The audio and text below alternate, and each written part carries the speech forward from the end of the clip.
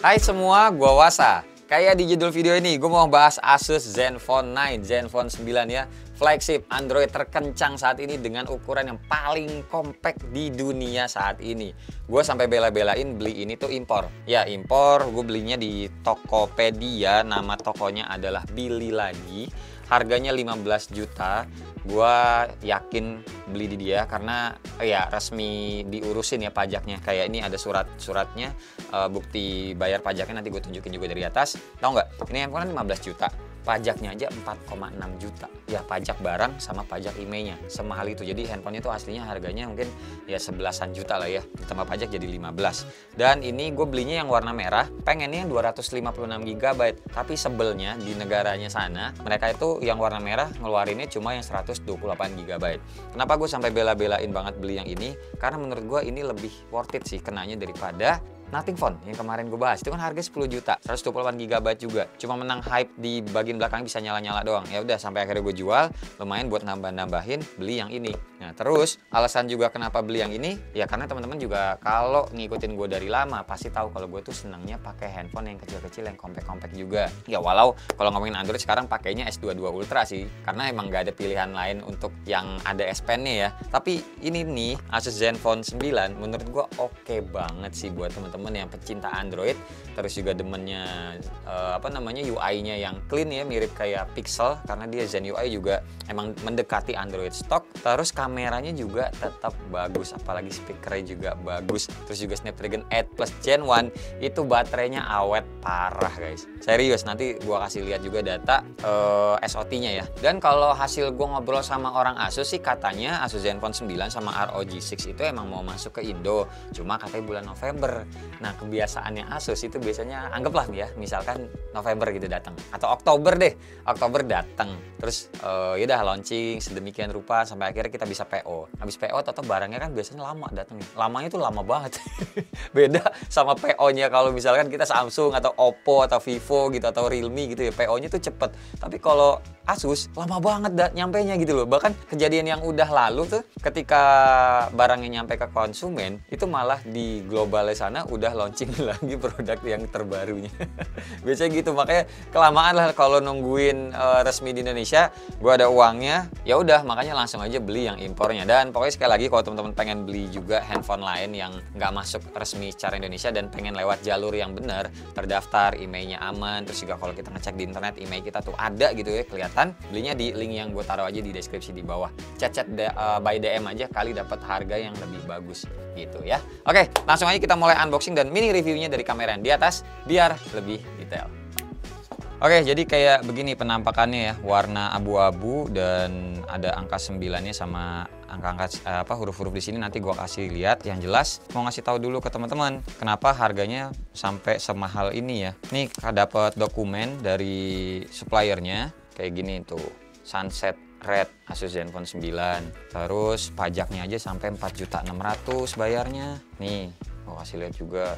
Tuh, ini loh yang bikin kita tenang pakainya, tapi IMEI-nya terdaftar dan gak bakalan hilang-hilang lagi. Ini sebelah kiri kayak gini, kanan, atas, bawah, logo Asus. Di bagian belakangnya ada ini keterangan IMEI sama key point sellingnya. 5G dual SIM, Snapdragon 8 Plus Gen 1, kameranya 12, 50 sama 12 juga yang depannya, sama nih warna merahnya dikasih stiker seperti ini. Terus yang bagian depan tadi ada tulisannya ini Asus Zenfone, terus yang di sebelah kanan adalah compact size big possibilities. Anjay. Emang keren sih. Nah, langsung aja dibukanya ke atas begini. Terus nih ada box pertama, isinya aksesoris termasuk nih SIM card ejector, ada hardcase, buku manual, sama ini stiker IMEI. Hardcase-nya juga keren tuh, jadi nggak polosan aja ya. Ini finishingnya matte, ini ada 09, ada segitiga juga, dan di sininya Asus Zenfone. Di baliknya polosan aja dan ada nih tulisan mobile phone design by Asus bla bla bla seperti itu. Oke, terus ini dia handphonenya tuh belakangnya, cakep ya. Aksesoris lainnya ini adalah kabel Type C to C dapatnya, dan kepala chargernya yang gepeng 2 US dan Cina ya. Kayak gini. Terus ini juga wattnya tuh 30 watt maksimalnya. But nice lah, baterainya kan juga nggak gede-gede banget. Ini handphone Swear enak guys, 5,9 inci, nggak nyampe 6 inci acan. Ini tangan gua, tangan cowok lah ya ibaratnya, segini. Masih lebih gedean tangan men daripada handphonenya. Compact banget. Ini material belakangnya tuh mirip-mirip kayak Dove, tapi kayak bludru gitu-gitu, kayak ada apa ya? Kayak ada kulit, bukan kulit, kayak ada handuk kecilnya gitu sih guys. Kalau dipakein skin tuh kayak kurang rapet, ibaratnya kayak gitu, cuma ya rapet-rapet aja. Ini di bagian belakangnya ada tuh 50 megapiksel wide, jadi lensa utamanya 50, ada gimbal stabilization, ada OIS-nya 09, segitiga lagi, dan ini segitiga lagi. Kamera utamanya yang atas yang 50, yang ini ultra wide 12 megapiksel, dia lebih menonjol ya untuk yang atasnya. Terus ini juga tulisannya Asus Zenfone. Layarnya itu aslinya nggak dapet anti gores, tapi ini udah gue pasang sendiri hydrogel, beli di Topet, nanti linknya juga gue kasih. Ini gampang masangnya dan bagus juga. Terus ini two-tone banget ya, bagian samping-samping itu semuanya looksnya cakep banget, keren ya, jadi satu loh sama cincin gue nih, tuh senada gitu, keren.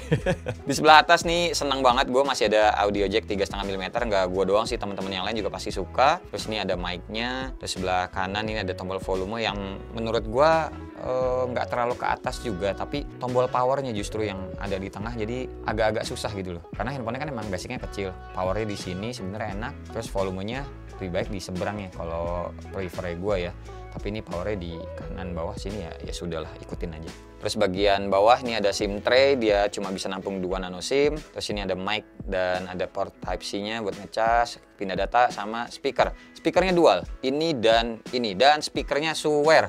Bagus guys, bassnya itu enak banget, berasa dep-dep-depnya bahkan dari handphonenya loh. Sebelah kiri nggak ada apa-apa. Terus slot SIM cardnya bentar, gua keluarin dulu ya. Ini dia slot SIM cardnya, slot SIM 1, dan dibaliknya slot SIM 2. Nih gua nyalain dulu, bootingnya tuh pertama-tama seperti ini sih.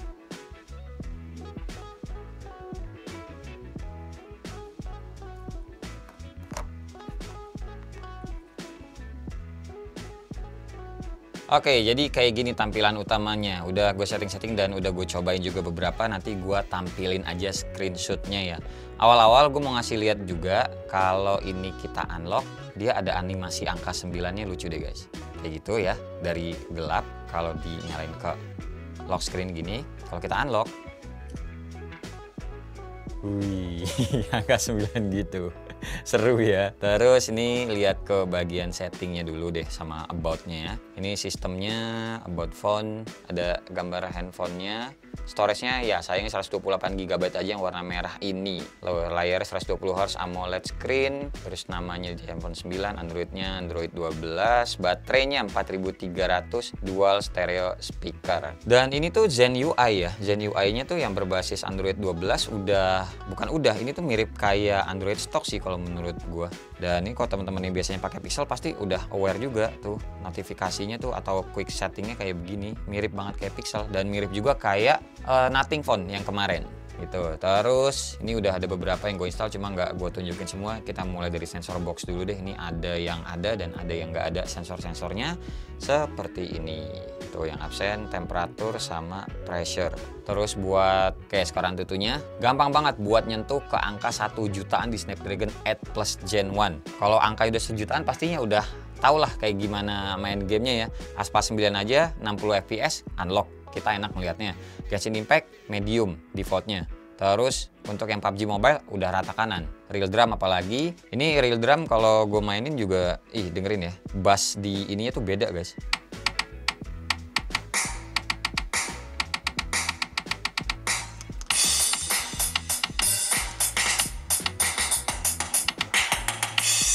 Tuh, enak deh. Bassnya asik, terus speakernya juga ajib. Ini handphone ya pokoknya enak deh. Nah, terus lanjut lagi nih ke bagian screenshot yang udah gue dapetin pas tadi awal-awal nyalain. Nah, kita tuh pada saat pertama kali nyalain udah kemakan 28 GB storage-nya. Secara default sistemnya tuh 22 GB. Terus ada 26 aplikasi yang minta diupdate pas pertama kali nyalain. Habis itu nih skor Antutu yang tadi, dan baterainya segini guys, 4300, hampir 9 jam. Dan ini waktu gue screenshot masih ada sisa 17%.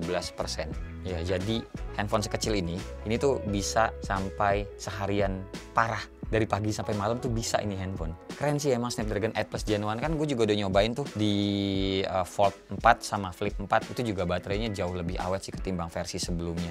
Improvementnya di Snapdragon 8 Plus Gen 1 ini menurut gue ajib. Terus ini handphone secara looks warna merahnya gue juga suka, balik lagi. Cuma ngelihat di video MKB HD dia pas nge-review udah kotor. Jadi ini emang ya materialnya seperti itu, gampang banget ngebekasin sidik jari. Dan bukan sidik jari, apa, daki namanya, daki tangan ya. Terus ini kalau dipakein casing bawaannya seperti ini. Hardcase ya, tetap masih cakep. Zenfone 9 tapi kelihatan jadi kayak angka 8 ya, jadi kayak Zenfone 8 jadi padahal bukan.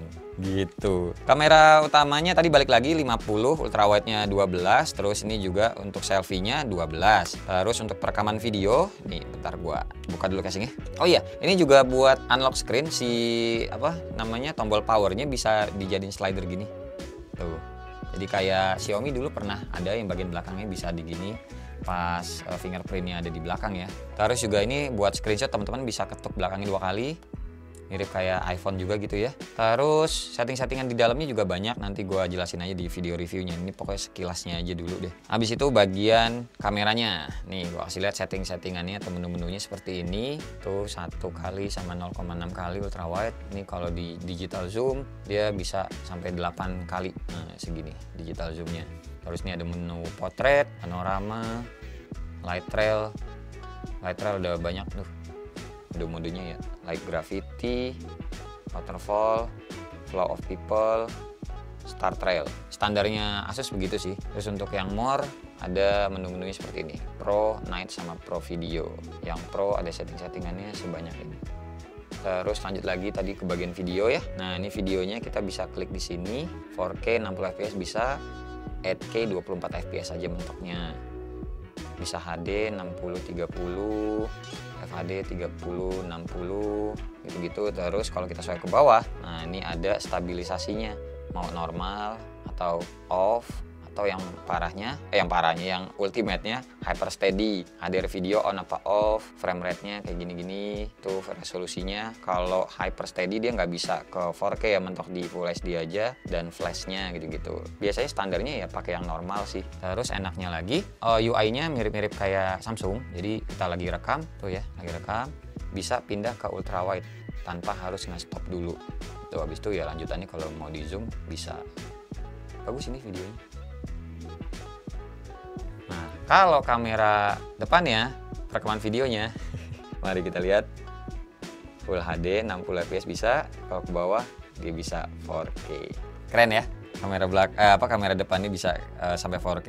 Jadi beda sama handphone Cina yang udah gue bahas, yang mana suka jomplang kamera belakang sama kamera depan itu jauh gitu loh skillnya. Tapi ini masih bisa diandelin, apalagi buat pemakaian harian dengan baterainya yang kecil sebenarnya, nggak gede-gede banget, tapi dia sanggup seharian. Dah, habis ini teman-teman lihat aja dulu contoh foto sama video yang berhasil gue dapetin, simpel aja.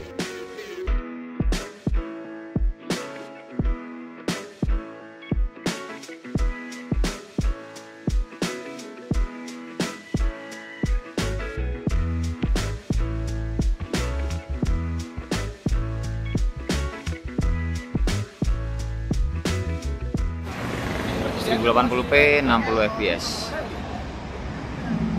Ternyata kalau 60 fps bisa dipindahin ke ultrawide tanpa harus nge-stop dulu videonya. Nice.